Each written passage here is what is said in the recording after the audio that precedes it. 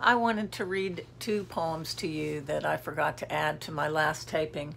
This is Susie Marsh Meffin, LCSW licensed clinical social worker, and I remember wondering what the difference was between counseling and therapy 30-something years ago when I first became a counselor, and my supervisor said about $25,000 a year.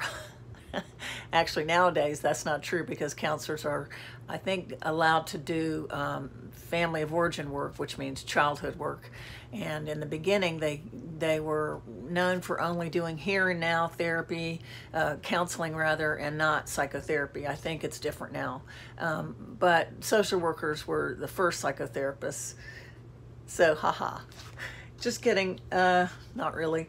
There's two poems I want to read to you. This first one, my mother, she and I had a very tumultuous relationship, and I was very grateful to be at her deathbed when she died. Of course, sneaky little woman that she is, she waited till all three of us that were there fell asleep, and then she left her body. And I hear that a lot of people tend to do that, and it's just how they want it, and so you have to respect that. I have a client who was so sad to not be there, but we have to respect that that's what they wanted, and I was sad too, I really was. But my mom, years before that, when we were still, I think, fighting a lot, gave me this poem, and we both cried. You probably heard of it, After a While, by Veronica Shofstall.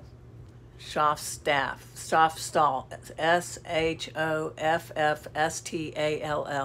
Probably heard it before. After a while.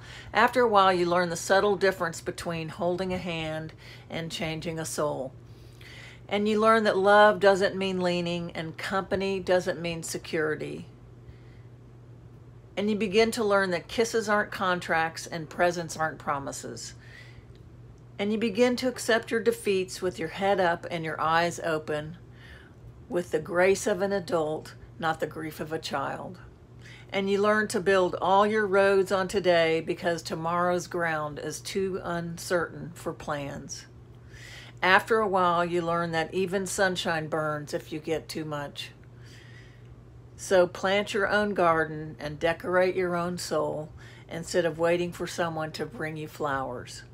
And you learn that you really can endure, that you really are strong, and that you really do have worth. And you learn and learn with each goodbye you learn.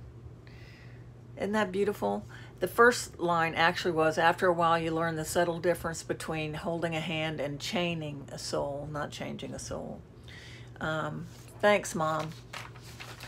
This I came across in probably a workshop, and this is a woman who had a dream while she was going through her own healing process and was having a lot of strong feelings, and something that I went through within the last number of years. And she had this dream, and the dream was to change her name to a Native American name, Oriya Mountain Dreamer, Indian Elder. And she was told by somebody years later that in Japan, when people are going through a crisis, many times they will change their name also. So she felt very validated by that, and I did too. I like that. This is called The Invitation. You may have seen it. It doesn't interest me what you do for a living. I want to know what you ache for, and if you dare to dream of meeting your heart's longing. It doesn't interest me how old you are. I want to know if you will risk looking like a fool for love, for your dreams, for the adventure of being alive. It doesn't interest me what planets are squaring your moon. I want to know if you have touched the center of your own sorrow, if you have been opened by life's betrayals, or if you have become shriveled and closed from fear of further pain. I want to know if you can sit with pain, mine or your own, without moving to hide it or fade it or fix it. I want to know if you can be with joy, mine or your own, if you can dance with wildness and let ecstasy fill you to the tips of your fingers and toes without cautioning us to be careful, be realistic, or to remember the limitations of being human. It doesn't interest me if the story you are telling is true. I want to know if you can disappoint another to be true to yourself. If you can bear the accusation of betrayal and not betray your own soul. I want to know if you can be faithful and therefore be trustworthy. I want to know if you can see beauty, even when it is not pretty every day, and if you can source your life from its presence. I want to know if you can live with failure, yours or mine, and still stand on the edge of the lake and shout to the silver of the full moon, yes. It doesn't interest me to know where you live or how much money you have.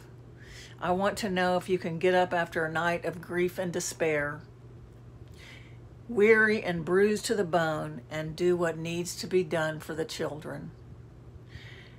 It doesn't interest me who you are or how you came to be here. I want to know if you will stand in the center of the fire with me and not shrink back. It doesn't interest me where or what or with whom you have studied. I want to know what sustains you from the inside when all else falls away. I want to know if you can be alone with yourself and if you truly like the company you keep in the empty moments. Oriah Mountain Dreamer, Indian Elder. Isn't that beautiful? So I hope that you either have had those experiences of grief changing you and allowing you to be stronger and a more whole person and come out on the other side. And I hope you can help other people to do that. And I hope that I can help other people to do that also. So thanks for listening. I hope you got as much out of that poetry as I did. Thanks. See you next time, usually on Thursdays. Bye-bye.